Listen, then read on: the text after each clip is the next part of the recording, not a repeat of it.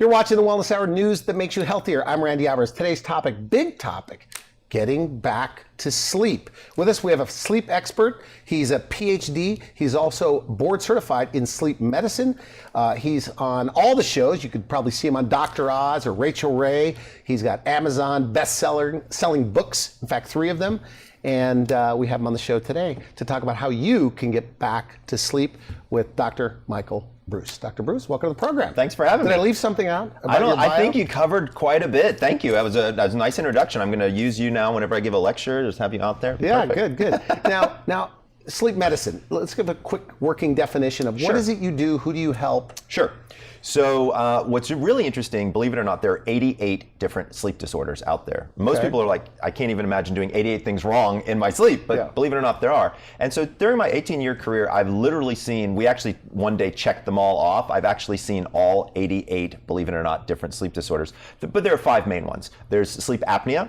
For folks out there who might not know what that is, that's where your throat actually collapses in the middle of the night and you don't breathe. Generally speaking, we like our patients to breathe, so this is a big issue. We know that undiagnosed sleep apnea leads to many serious health conditions, mostly on the cardiovascular side. Treat narcolepsy. So narcolepsy is a situation where it's a genetic disorder where people are actually very sleepy during the day to the point of actually having nap attacks. Okay. I also treat restless leg syndrome and periodic limb movements. So this is when you lie down in bed and your foot kind of jerks around, or you get a creepy crawly feeling across your legs and you just can't fall asleep. I also do insomnia, and insomnia turns out to be my specialty. This is your specialty. This is where Backing up for a moment, the first 3 that you talked about, have you seen reversals in people with this narcolepsy? All day long. Really? Yeah, but when we say reversals, let's be super clear. Again. They can sleep again. So when we talk about people with sleep apnea, we have treatments, but there's a difference between a treatment and a cure. Right? The only way to cure sleep apnea is to actually do it surgically, whereas the treatment turns out to be something called a CPAP machine, which is a breathing apparatus that you use at night. For narcolepsy, what we have are medications.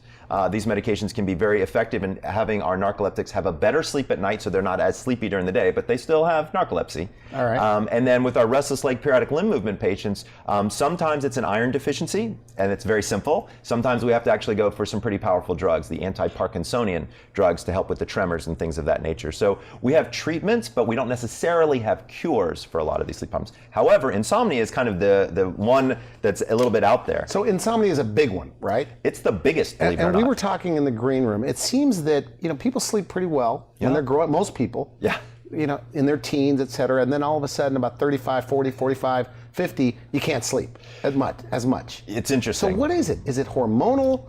What is it? It's all of the above. So once we start to reach the age of about 45 or 50, a couple of different things significantly happen from a physiology perspective. First of all, our melatonin production actually starts to decline. Okay. So one of the things I talk about with my patients who are 50 and over is the idea of melatonin supplementation. So actually taking a melatonin supplement. You really actually don't need a melatonin supplement much earlier than that unless you're dealing with jet lag or something along those lines. But once you reach the age 50, 55, it actually could be quite helpful. Okay, good. Second thing we know is that our brains aren't quite as effective as they were when we were 20 from a brain wave perspective. So our EEG waveforms actually become smaller as we get older, and so we actually don't get the deep, physically restorative sleep that we once got. So a lot of times we're saying, oh, I'm feeling old, I'm feeling tired, maybe I need a nap, rest, things like that. The other one's behavioral. We see that as we get older and older, we drink more caffeine, we don't necessarily have as tight of a schedule, so maybe we're retired, we're taking a nap on the couch, those types of things will all have involvement in the sleep problems. Okay, so with insomnia. Yep. And this is what you get a lot of, right? A lot. People refer. Do you have insomniacs that have been reversed?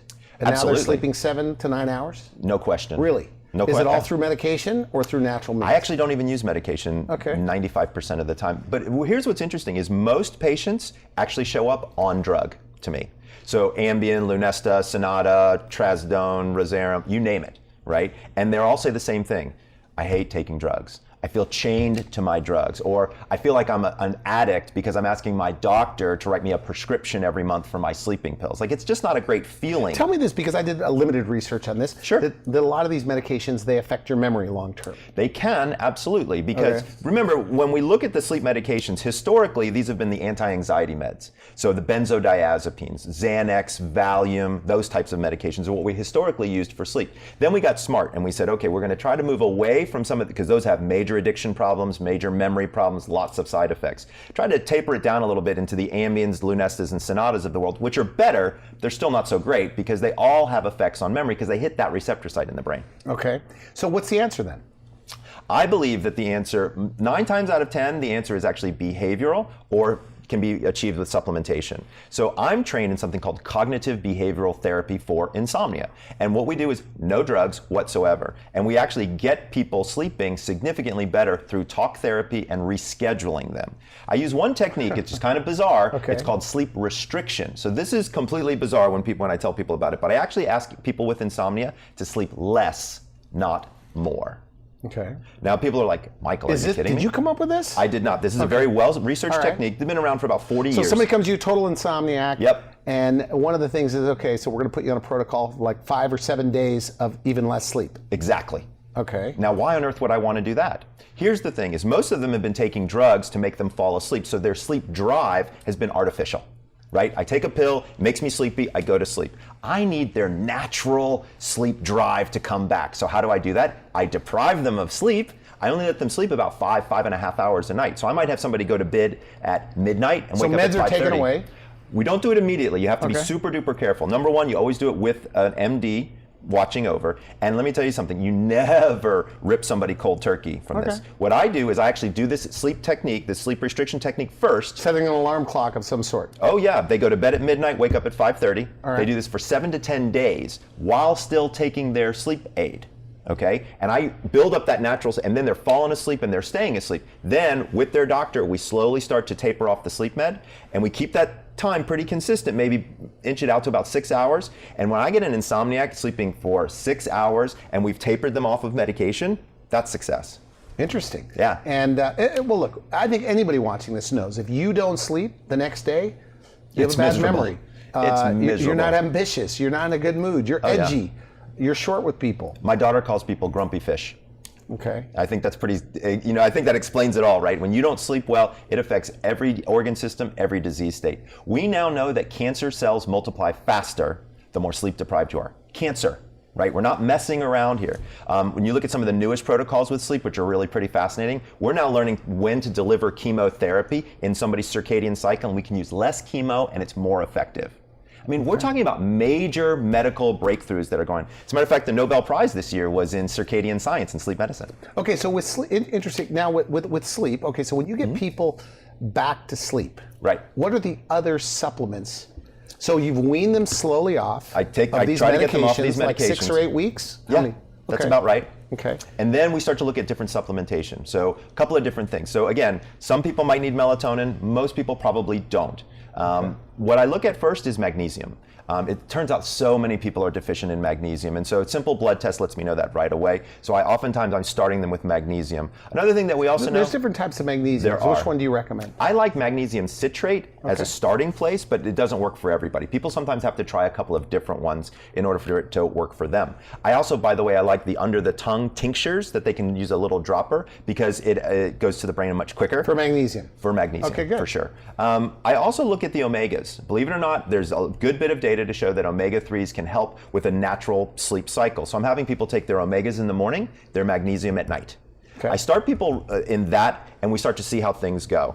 If it doesn't get any better, then I might add some more things or create, I actually have a new line of supplements that's going to be coming out myself that's actually designed specifically for different types of insomnia. Believe it or not, there are several flavors of insomnia. Are there, now look, it's because sleep is a hot topic. Yeah. You go into the Whole Foods, and there's a lot of things talking about sleep. There's GABA, there's 5-HTP, correct. There's all of these things. So what do you think about it? Inositol? What do you think about all of these things? So here's the thing. Here's my problem with sleep supplements in general is a lot of companies, what they'll do is they'll put a whole bunch of them together and create what I call a kitchen sink sleep aid, right? A little GABA from here, a little lavender from there, maybe some chamomile, some 5-HTP, and they say it works. Here's the big issue is nobody's looked at what happens when you put all those things in one pill.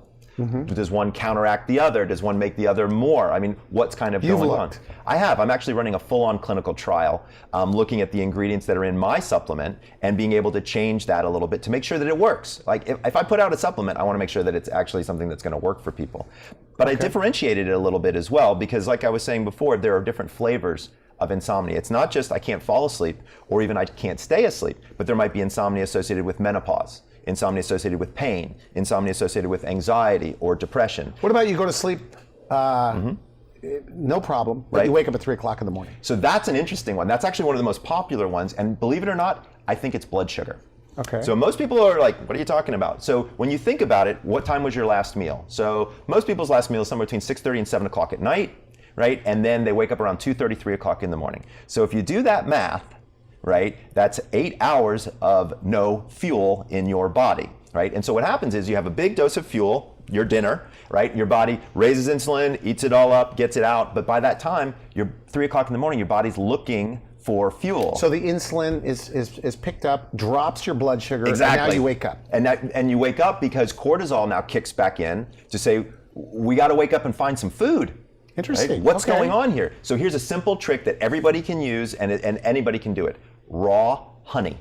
Believe it or not. 1 teaspoon of raw honey about 30 minutes before bed works like a charm. It seems like it would be opposite. It seems like that is sugary. I know. It's because it's raw and not processed. What's so cool about it is it takes the body a really long period of time to process through it and metabolize it. And that's really interesting because then we can get people to keep their blood sugar stable longer. Now, the truth is, for people with diabetes, you would never probably want to do this, but there's a tea that I've used that I've found to have a very similar effect called guava leaf tea. Not guava extract and not guava juice, but guava leaf tea is the only thing that I've found. And there's data on it as well. Now, clinical stories. Sure. So you see transformations all the time. It's ridiculous. I'll tell you about people that said, I've been to doctor to doctor to doctor. I went to a sleep study. I did everything. Oh yeah. I'll tell you about my favorite one. Okay. So I grew up in a small area outside Atlanta called Sandy Springs, Georgia. And my next door neighbor was one of my closest friends for my entire life. And we've been, again, since we've been 12 years old, right? We've known each other a very long time. And his wife came to me about 3 years ago. And like, I've been a sleep specialist for almost 20 years now. And she said, Michael, I have to admit something to you. I've been a 15-year pill taker for sleep. And I hate it. Can you help me? And I did exactly what I was just talking about. We started out with sleep restriction. And we restricted her time. We then moved, once we got her sleeping 5.5 hours, we slowly started to get rid of that medication and slowly started to back her out. She now sleeps with no medication whatsoever. She actually went to Europe where there was a huge time change. Actually, she went to Israel and the huge time change, made it there just fine, made it back, no sleep disruptions whatsoever. Okay, wow. Okay. It's amazing. Now, let's talk about some of the popular, there's things they're calling biohacks, things like that. So these blue blocker glasses, I told you I started wearing them, and for me, it was a game changer. I think I'm 7 months worth of sleep because of these blue blockers. And I thought it was a miracle. You wear them 3 hours before bedtime, but I've tried to push it on other people, and it doesn't work the same for them. So what's your, so works for some people, doesn't work for others? It actually works for everybody, but it might not have as big an effect, and let me explain why. So it turns out that there's this light out there called blue light. It's actually not blue, but it's in the blue frequency, 460 to 480 nanometers. So every bulb that you see emits blue light. Here's the issue. We have these special cells in our eyes called melanopsin cells, and they're very reactive to this particular frequency, and as soon as that blue light hits it, it sends a signal to our brain to turn off the melatonin faucet. Okay. So by putting blue blocker glasses on where it blocks the blue frequency, we actually allow our brains to continue producing melatonin when it naturally wants to in the evenings. So I, believe it or not, have my son, who's 16 years old, wearing blue blockers. And the way I was able to convince him was because his eyes were starting to hurt because he was gaming, he was on his computer for school, doing a lot of kind of focused attention onto a computer screen. And that became a big issue for him. So he was talking about his eyes hurt, and so I said, I'm gonna give you some glasses that'll be better for your eyes. Unbeknownst to him, they were blue blockers. So he puts them on about 5, 6 o'clock at night, does his homework, what have you, maybe even watches a little television, but it's blocking all that blue light. He takes them off, turns off the light, goes to bed. It works like a charm. Is it working for you? Do you do it? Absolutely, I do. I especially like doing it when I'm on airplanes because sometimes I have to fall asleep while I'm on an airplane doing long transcontinental flights. So I have specialty blue blocker glasses that I use for that, and then I'll also take supplemental melatonin on occasion as well. So there's a new trend, obviously. Look, 20 years ago when I started the show, the sleep problems are different now because we're all looking at our phones all day. Yes. So this light, is your prediction the next generation is, these kids like 16, I have a 16-year-old son too, that when they're 26, 27, they are looking at light in their face until the time they go to bed. Yeah, so it's a problem. And what's even more interesting, a great study just came out of Rensselaer Polytechnic Institute that showed that several of the phones have created software that will lower the brightness at a particular time. Completely ineffective. Still suppresses melatonin, still not doing. Yeah, not it didn't work changing for the, me. Not changing the blue light glasses did. Because they are actually tempered glass or tempered plastic to actually block that blue light. Now on your website, just before I forget, sure. You can buy these cool looking blue blocker glasses you can wear to a restaurant or whatever. Yeah, absolutely. And they have a slight yellow tinge, so you kind of look like Bono. Right? Walking around, cool. So it's kind of cool, right? Especially just had St. Patrick's Day. So, there's a lot there. But I mean, generally speaking, I've got patients who will wear these blue blockers all day, and then they have specialty ones that they might wear at night that are like really blue blockers. Just depends. But here's what's interesting is when we talk about these devices, they're closer to our faces than the old device used to be, which was television. TV. Right? TVs are across the room, you're lying there. I'm the only sleep doctor in the universe that says it's okay to fall asleep with the television on. And I'll tell you why. So I got married about almost 20 years ago, and my wife turned to me and she said, by the way, I fall asleep with the TV on. I said, oh, don't worry about that. I'm a sleep doctor. I'm going to fix you of that. I don't know if anybody out there has ever tried to fix their partner of anything, but it doesn't go over very well. Yeah. And what I discovered was it wasn't that she was watching TV, she was listening to it. Right? Her eyes are closed and she's listening to the TV, and it's just enough to distract her, because the biggest complaint that I get in insomnia is I can't turn off my brain. Yeah. Right? People lie there and they're like, oh my gosh, everything's going. So it's a distraction. Exactly. That's all it is, a distraction. But TV is okay, but close up is not. Number one, so for the busy proximity. person that can't stop shutting down, they can't shut down their thinking. Maybe that's positive stuff. Exactly. Or negative. TV might be that one distraction. Sure. Wow. Absolutely. I'm a pro TV proponent, all right? Now, again, there are people out there. Put the dimmer on the TV? Well, here's the good part. 95% of televisions have a timer built into the software. So just click the timer for 45 minutes, and when you fall asleep, it clicks off. What about wave music, things like that?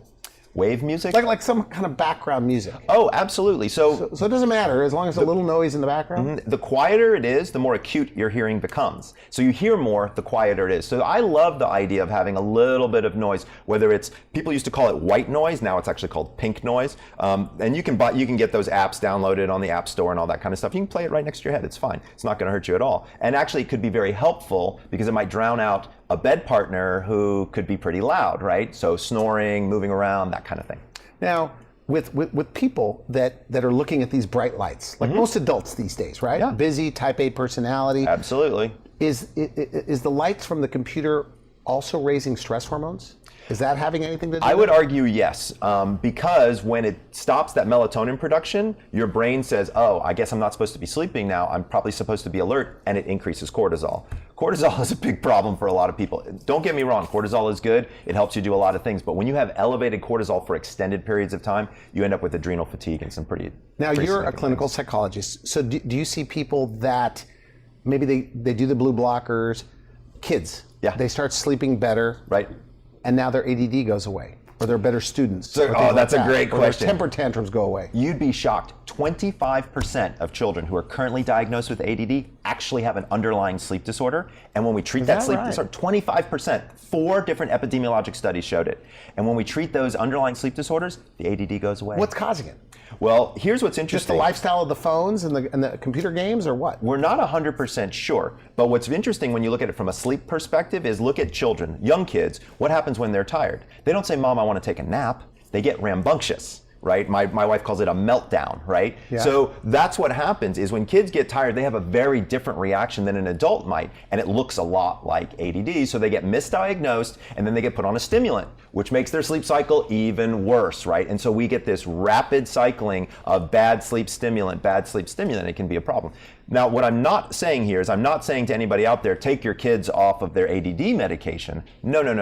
What I am saying is if you have a child with ADD, ADHD, or one of those, what you need to do is ask your doctor, could my child also have a sleep issue? Have them sleep tested? Exactly. Like, where do you get one of these tests done? So every single children's hospital in the country now has a sleep laboratory that's specific for pediatrics. You want to have one that's pretty much for pediatrics because kids are a little different. At home, though? It seems like a big ordeal. At home is great for adults, but really at home only really does a good job of testing for apnea. And with kids, there's a lot of other things that could be driving that poor quality sleep. So it would probably be best to have a child in lab, but an adult can be home. Okay, so we're short on time. Oh, okay. So as a recap, somebody is having a tough time sleeping. Number one, maybe get the blue blocker glasses. I love the blue blocker glasses. Maybe, and people watching this are going to try to self-diagose and do this themselves. Yeah. Maybe a little magnesium. Magnesium. Do you have a dosing at night that you like to recommend, and a dosing for melatonin?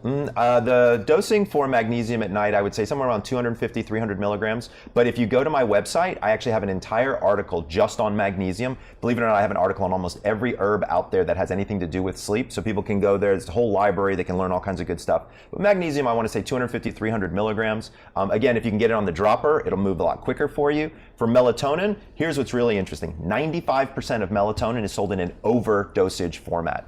Appropriate dose is between 0.5 and 1.5 milligrams 90 minutes before bed. Okay. Right? Melatonin is not a sleep initiator, it's a sleep regulator. Now there's a new, ever since I talked to you on the telephone, I've been looking around, and it seems like there's time release here. There is time release melatonin. Like SRT or something, I'm not... Correct.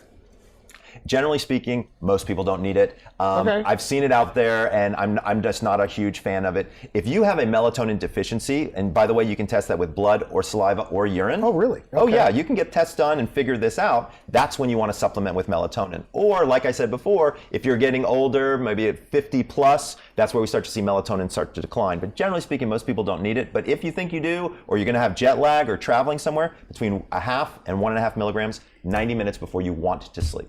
Okay, now, do you think people, if like some people brag to me, Randy, I only need 4 hours of sleep. Right. Do you think this puts them on the path of accelerated aging?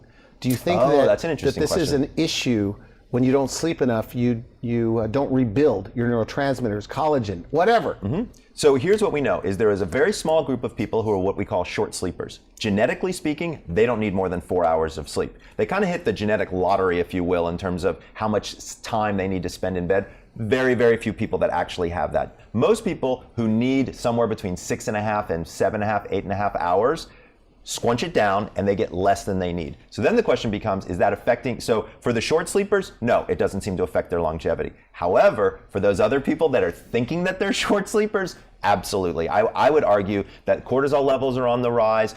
We see a whole bunch of antioxidants that are actually doing reverse, causing oxidative stress. Like, it's a mess when you don't get enough sleep. So this term wired and tired. Oh, yes. Right? You're not sleeping, but you've got this like... energy. Yeah. Yeah, and it's a nervous energy. So you've seen that turned around. No question about it. With cognitive behavioral therapy, I do that all the time. I wanted to make a quick comment, though, about melatonin. We were talking before. There's a caveat. Melatonin should never be used in children. Okay? A lot of people think, oh, it's safe, it's natural. Believe it or not, it's a hormone. Like, I wouldn't give my child testosterone or estrogen. I certainly wouldn't want to give them melatonin. The other caveat is if you have a child that's on the spectrum, on the autism spectrum, melatonin actually works very well in those children, and it works at very high dosages. 4 to 5 milligrams actually works pretty well, rather than the 0.5 milligram to 1.5. Now, I have a lot of questions for you. Also, that even though we're short on time, women. And I have a lot of medical doctors on the show that they say, once they get into the menopause, 1 year without, I guess, a menstrual cycle. Correct. That what's happening is they can't sleep all of a sudden. Oh, yes. And it seems like there's this trend of medical doctors that come on the program and they believe in progesterone as this miracle to get people to go to sleep. But then I have other people that say, I don't think so. So what is your thought on progesterone? So the data is kind of inconclusive. I've seen studies that say it's fantastic, and I've seen studies that say it's not. It really has a lot. Not every person's menopause is the same, and so we really have to kind of play. It's just like insomnia is a little bit different. There's 88 different insomnia problems, right? Well, there's 88 sleep disorders. There's probably disorders. About 15 different types of insomnia, and one of them is menopause-driven insomnia. We know that one of the things that menopause does is it causes hot flashes for women, and we know that hot flashes wake them up, and then they have insomnia. So, as a matter of fact, my new line of supplements, I have one specific for menopause because I take care of the hot flashes using something called black cohosh and red clover very specific types, and then I have a core sleep formula on top of that to allow them to sleep better. So if you're attacking both issues, you're probably in good shape. As far as progesterone is concerned, again, I've seen data go either direction. Okay, so 18 years doing this, do you feel like you've refined your approach, that you have found the sweet spot, that that diagnosis is key, obviously. You can identify what 88 which one they have. I can. Target your therapy and get people back to sleep. I can, but I will tell you one thing that's really interesting. Every month, I learn something new about sleep medicine. And that's kind of why I got into this. Is there that much to it? It's unbelievable. I mean, there are 3 or 4 journals that are just dedicated to sleep, and I read them all. And I learn something ridiculously new every single month. And that's what makes it fun. Okay. Biggest mistake people are making to try to sleep better? Going to bed too early.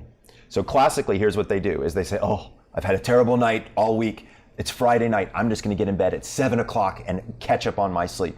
The worst thing you can do. Go to bed consistently, and more importantly, wake up consistently. Your wake up time turns out to be the anchor of your entire sleep cycle. So if you wake up at 6:30 during the week, I want you up at 6:30 on the weekend.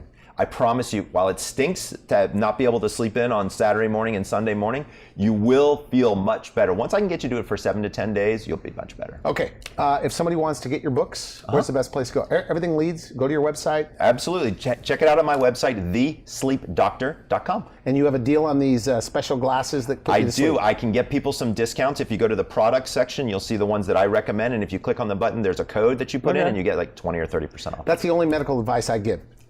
Get these glasses. I love these glasses. They're life-changing. Awesome.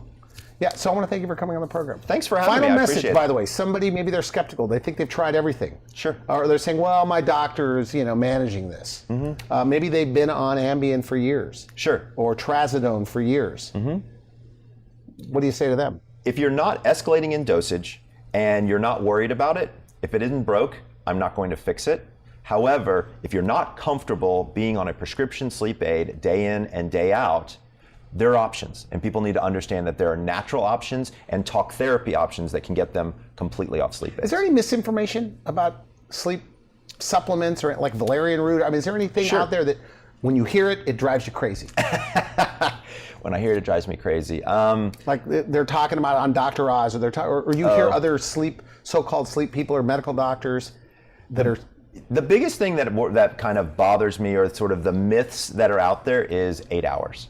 8 hours is a myth. But it seems like human beings, and we talked a little bit about this off camera, that historically we were, it got dark outside, right? You go to sleep, so we had to have been sleeping 10 hours. Well, we weren't. No? So what happened was we were waking up in the middle of the night. So when we were an agrarian society, farmer society, right? People would, when the lights went out, people would get in bed, they would sleep for 5, 6 hours. They would actually wake up, have a meal, have a conversation, really? Talk with people. Oh yeah. Then they would go back to sleep for what was called their second sleep.